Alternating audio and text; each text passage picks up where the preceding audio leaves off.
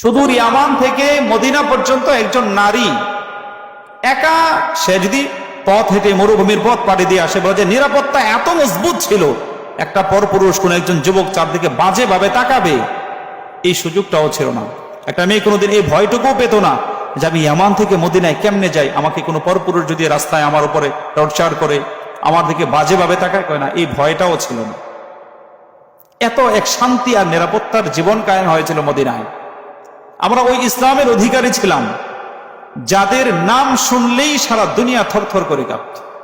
ওমর ইবনে খাত্তাব রাদিয়াল্লাহু আনহু, খালিদ বিন ওয়ালিদ রাদিয়াল্লাহু আনহু।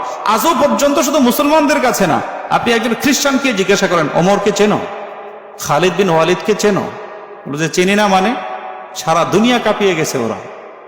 হ্যাঁ, এই যে ভারতের খুব নিকট অতীতের মহাত্মা গান্ধী বক্তৃতা সমগ্র আছে। মহাত্মা গান্ধী তার লাইফে যত বক্তৃতা করেছে এটার একটা সমগ্র বের হয়েছে।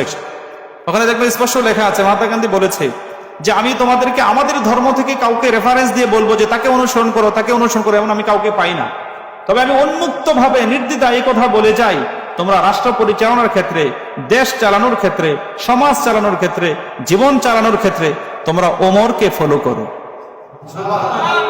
আমি এটা বলে যেতে পারি যে তোমরা একজন ওমরকে দেখো, তার জীবনী পড়ো, তোমাদের জিন্দেগি, তোমাদের দেশ, সমাজ, রাষ্ট্র, পরিবার সবগুলো এক আদর্শের উপরে প্রতিষ্ঠিত হয়ে যাবে।